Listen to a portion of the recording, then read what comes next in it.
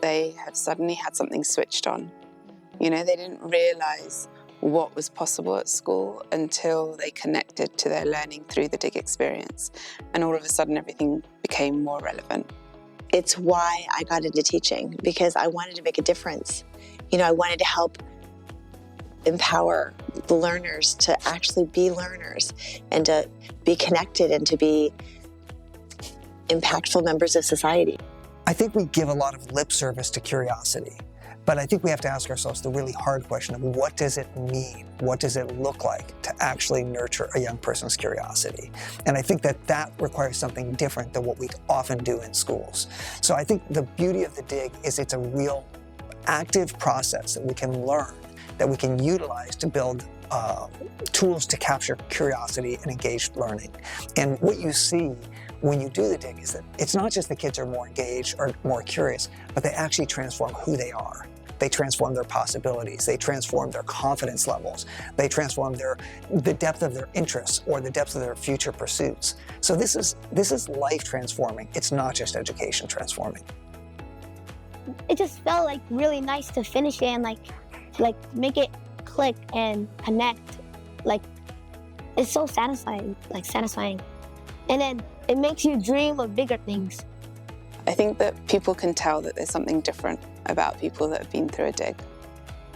They just know that something's fundamentally transformed in that person, and that they are living on purpose, and that they are clear on who they are and why they're doing what they're doing, and also got a good idea of how to do it.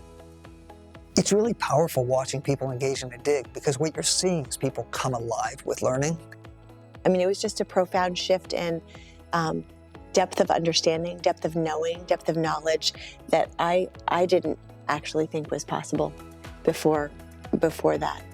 I wish I had asked them sooner, like, what are you curious about? Because one of the things I found was that kids have really good questions. When we imagine life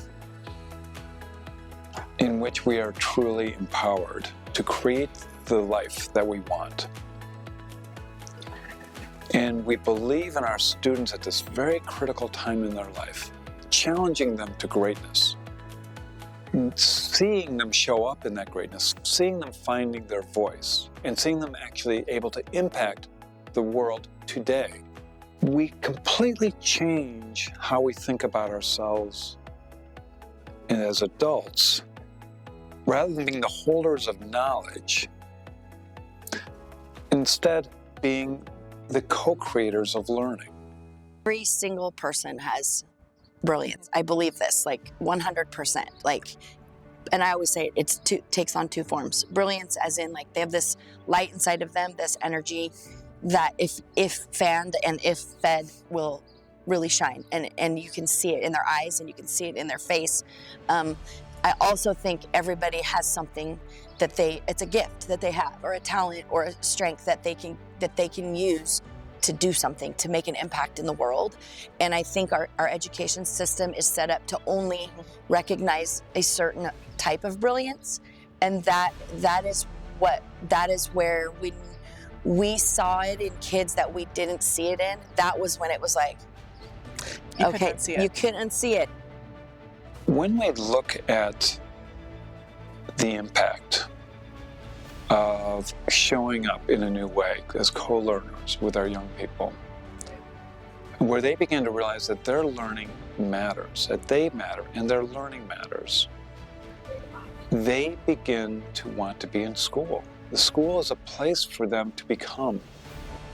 In the last year that Jamie was at Dayton, every single student graduated. She had a 100% graduation rate.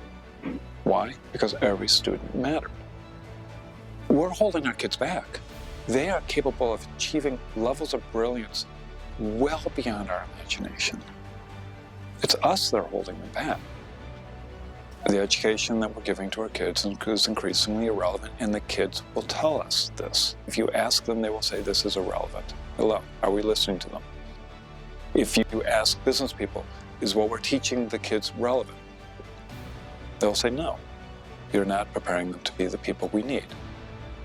We need the brilliance. Yeah, let's go get the brilliance.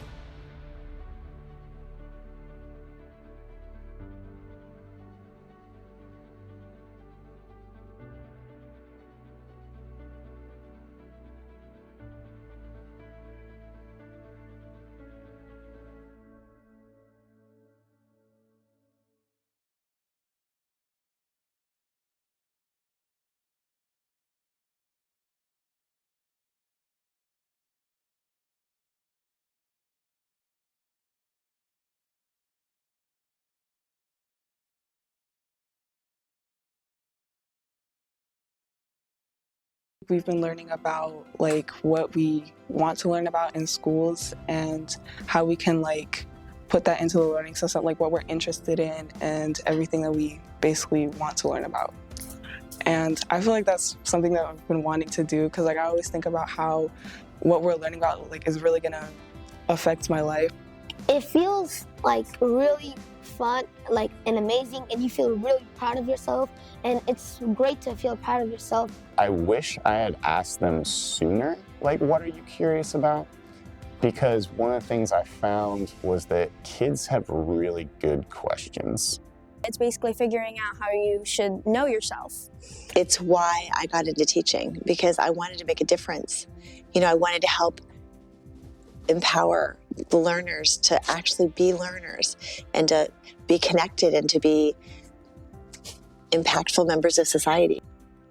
What was it like for you to experience the dig for the first time? It was beautiful, right? It was beautiful because trying to help kids understand the connection between why they're in school and how to make it relevant to them. School's about learning. It's about curiosity. It's about nurturing your own curiosity and valuing what you think about and what's important to you. And so what I like about the dig is that we got to watch kids be asked, what is important to you? Not tell them, here's what's important to me and I'm going to teach it to you. A DIG is the Designed Ingenuity Learning Framework, and the idea of the DIG is to unleash the creative mind within all of us. And so the DIG is a learning framework. It's foundational to the way that we think. It's a mindset. So it's not a program. It's not something that is sort of the same every single time you experience it. You can tell when you're learning, when you're surprised. So I'm going to ask you even at the end, what has surprised you about today? So be looking for surprises. You are guided by someone that is authentically curious through a learning journey that's meaningful and relevant to your own life. And through the personal connections that you make, you are moved towards having an eureka moment, a aha moment of something that's really significant that leaves you with that feeling that, wow, I see the world differently now. I'm internally transformed and I'm experiencing life in a way where I feel more courageous to try new things and really step into that creative genius that we all have within us.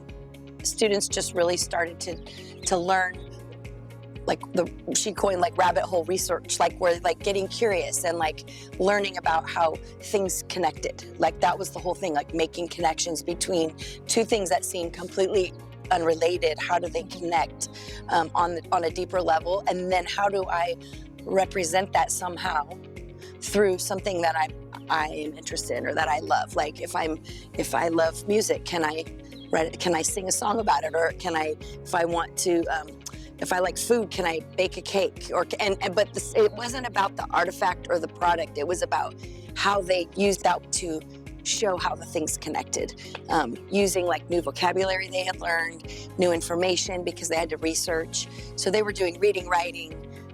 They would share it through a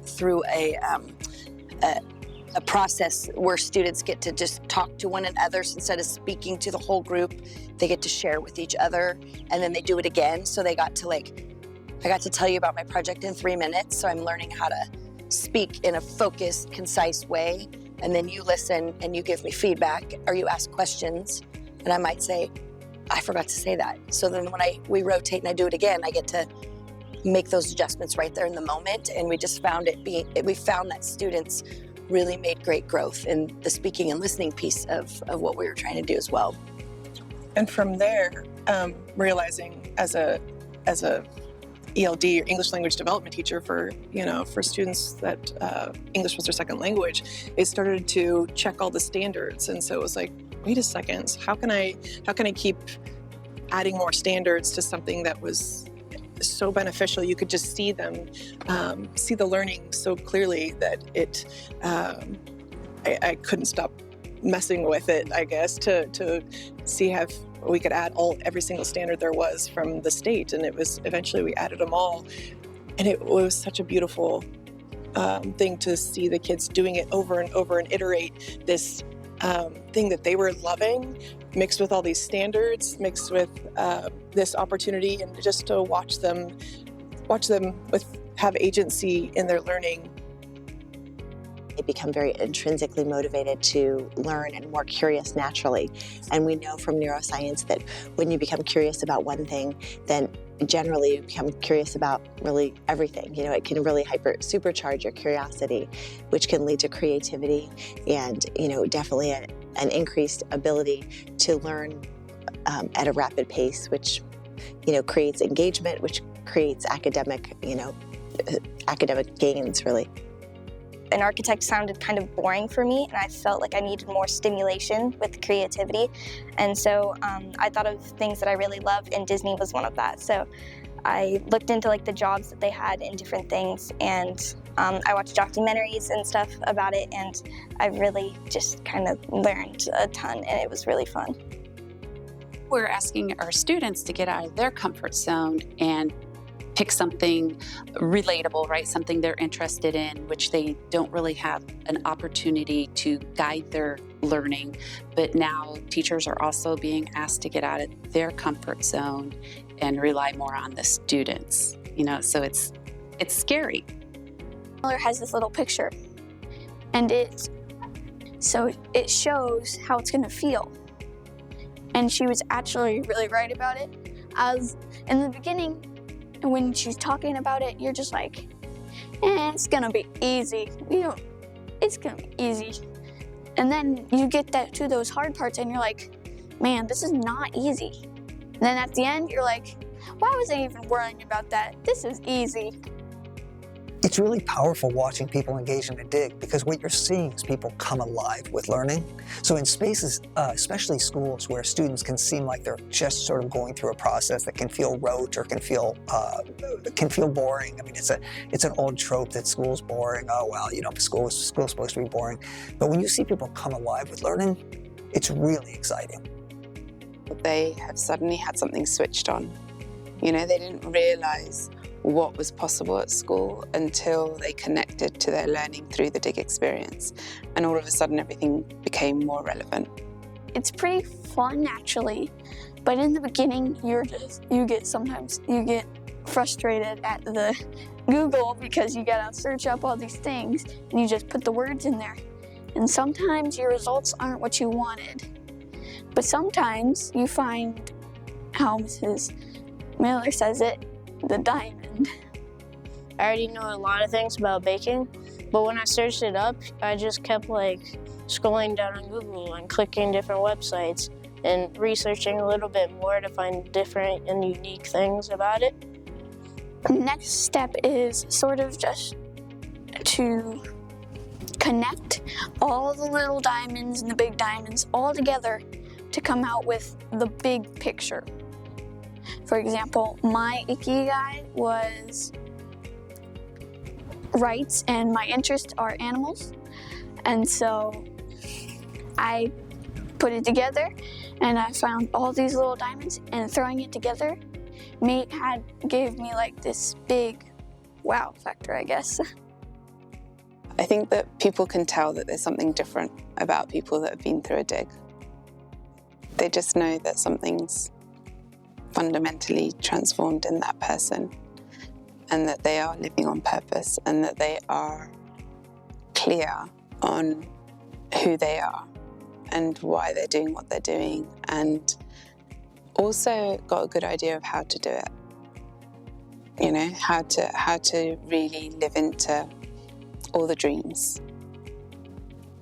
Because when you've got a creative mindset, imagination is a real thing. It's not superficial. It's not, oh, I have dreams. It's, no, I'm really going to manifest something that I really want through the power of my imagination. Well, when I was done with it, everything kind of went together, makes sense, and it made me happy because it's what I chose to do. And it's technically about me. When we imagine life in which we are truly empowered to create the life that we want, and we believe in our students at this very critical time in their life, challenging them to greatness, and seeing them show up in that greatness, seeing them finding their voice, and seeing them actually able to impact the world today, we completely change how we think about ourselves as adults. Rather than being the holders of knowledge, instead being the co-creators of learning. How do we co-create learning with our young people? When we sit and we learn with them, we become learners again. When we become learners again, we are actually also empowered to be the change makers. At a time that we face complexity, complex problems that are seemingly beyond the scope of any one person. But when we begin to unleash our own creative potential, and we do that collectively with others, we unleash an incredible potential for our humanity. Those ahas, realizing that happened a lot when I was teaching. But when you see like 20 of them in one class period, it's remarkable, you know? When they're like, oh, I didn't think about that. And then somebody else is sharing. And they're like, oh my gosh, wow. Okay, so that reminds me. And they're just all kind of interconnecting, which I do think really helps build a more connected, cohesive community as well. And I think that's what our young people need more than ever right now. There's very much a disconnected feel to our society. And I feel like this, you know, alongside of supercharging learning, also builds this sense of psychological safety, because they do a lot of deep listening and they realize that they can learn from one another. And it's just it's very inspiring to be part of. It's definitely nice to have like an open conversation with like the whole class. Like in that way it was different because everyone was talking about like their interests and stuff. You learn like what they like to do and what how they learn, and like you can like adapt that way, so like you work with new people like better. The more opportunities we have to be connected with one another and to explore what's important to each other, then the better chance we have of being in community, which gives people the opportunity to recognize when something isn't right, when something doesn't feel good, when someone's off their mark and needs a little bit of extra support. When we look at the impact of showing up in a new way as co-learners with our young people, where they begin to realize that their learning matters, that they matter, and their learning matters, they begin to want to be in school. The school is a place for them to become. In the last year that Jamie was at Dayton, every single student graduated. She had a 100% graduation rate. Why? Because every student mattered. Every student walked and walked away with a diploma, with a confidence that they mattered. Now, does that impact test scores? It'll have an impact on test scores. Will it impact discipline? Of course it has an impact on discipline. There's traditional ways that we measure performance. But more importantly, everybody knew that the students at Dayton had confidence. They had the character of a creative problem solver that allowed each one of them to go on to be successful in whatever way they wanted to. And that's truly the basis of success. It just felt like really nice to finish it and like make it click and connect. Like it's so satisfying, And then it makes you dream of bigger things. At first I thought it was kind of dumb and that it wouldn't work, but I learned that it works pretty well, and I got to learn like so many different things. Seeing that middle schooler do so well, so quickly, in a way I couldn't do, because of how I was educated, because of my background, and I've got a pretty vast background. It didn't equip me to tap those pieces of my brain. When we bring the superintendents, we bring the administrators down, and they all of a sudden listen to students who are authentically learning, the response is almost always, I had no idea. I had no idea of their brilliance. I had no idea. Has anyone ever asked you to be curious before? Not many times. And how does that make you feel? It makes me think more about myself so I can figure out that question. Do you feel like you learn more or less when you're curious? I think I learn more. I think we give a lot of lip service to curiosity, but I think we have to ask ourselves the really hard question of what does it mean? What does it look like to actually nurture a young person's curiosity? It said like something, it was along the lines of, I'm not worried about like, we were talking about Tyrone and rap, and then it's like, I'm not worried about that kind of thing. I'm just trying to figure out what to do if I live. And I think that requires something different than what we often do in schools. So I think the beauty of the dig is it's a real active process that we can learn, that we can utilize to build tools to capture curiosity and engaged learning. And what you see when you do the dig is that it's not just the kids are more engaged or more curious, but they actually transform who they are. They transform their possibilities. They transform their confidence levels.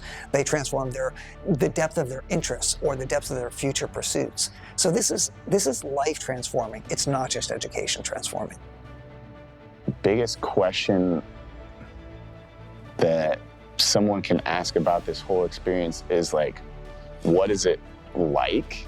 And like, what is the point of it?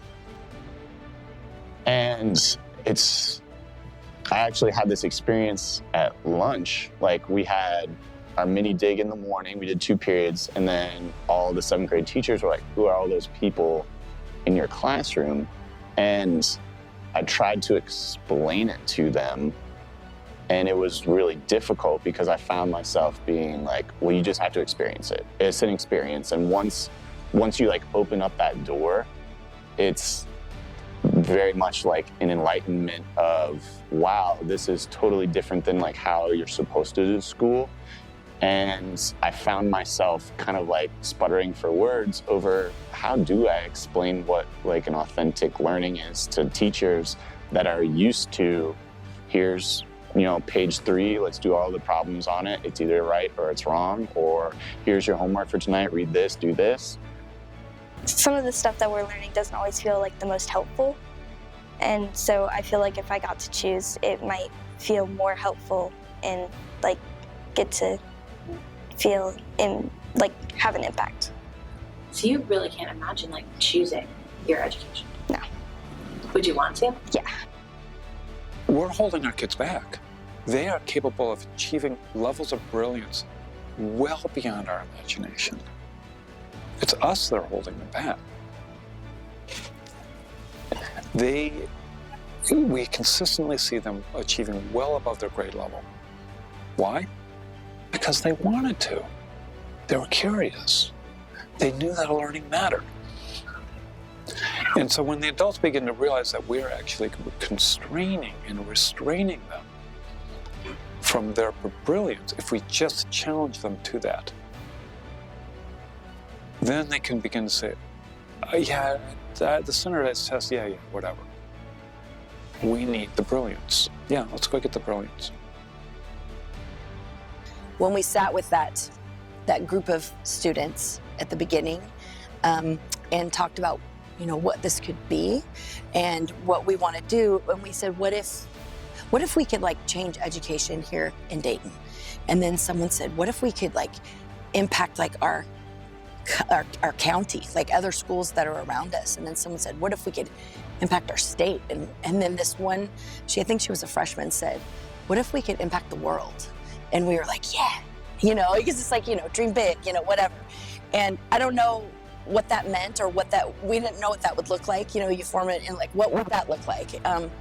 And near the end, we had people coming and visiting us a lot, like just wanting to see what we were doing. And we didn't quite get it because we were like, we're not a shiny rock. We're in the messy phase, but it was like they just wanted to come see. And then this group from Australia came. They were doing this tour and they'd heard about something, so they wanted to come, teachers, administrators, and they spent the day with us, or like a half day with us. And in the end, we were doing a retrospective of how the day went and what they gained from it. And the light bulb went off in that moment. And I looked at that student and I'm like, we impacted the world. When we think about where it started, and then we realized that, oh, okay, some Australians came over and they were, you know, really inspired by an in and out, so a circle sort of practice to hear the stories of the students and what they were up to with their learning. Then asked Thompson to start guiding educators in Australia and what they've been able to do in their primary schools. And then I learn about it and I'm like, oh, let's do this with some Kenyan young people. So then we're doing it in Kenya. And then it's like, oh, my educators that I'm working with in China, they really want to learn what this is about as well. So let's take it there. And consistently discovering that, oh, this framework, yes, it's designed to unleash the creative genius of all of us. So yes, we're having an impact on middle schoolers here in Westerville, and yes, we've had an impact on primary school children in Australia, but also we've had an impact on 23-year-olds that have come out of their university experience in Kenya. One of them that became a project manager for supporting a community of the Masai Mara tribe in Kenya to get access to water, which we're really, really close to at this point. And that connects us back to the story in Westerville, because there's a nationwide competition called Future City. And in that, the young people are allowed to design a city that can be completely fictional, completely imaginary. So what will this particular city look like in 100 years? However, when the science teacher and Linda sort of presented an idea to them that well, how about you design a future city for the people in Kenya, they have taken on that challenge and actually taken it to another level because of the way that they applied the framework of the DIG. So as a team, they were able to take this DIG framework and just learn exponentially fast. They were able to create solutions to some of the problems that none of us would have thought of. The research that they did has led us to understand how solar energy might work or might not work in that area, to understand that there are more ways to get access to water than just drilling a borehole, to help us understand that actually fundamentally this community must remain connected to each other, and therefore we cannot put direct pipelines into people's homes, because if we do that and they're living 10 kilometers apart, they'll never have any reason to gather together. So they really are guiding the development of this city, of this community. And it's just profound.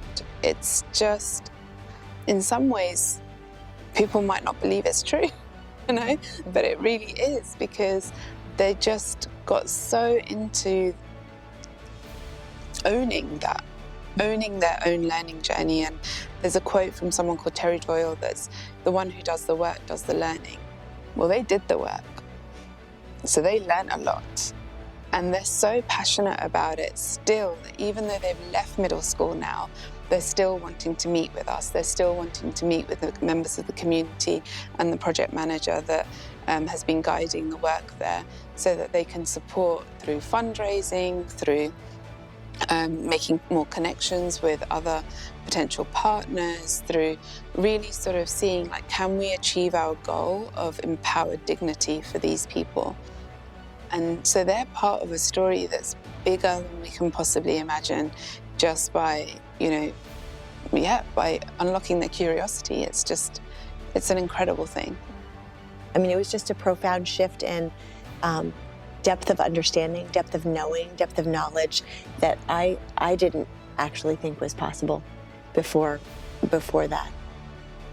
Every single person has brilliance. I believe this, 100%.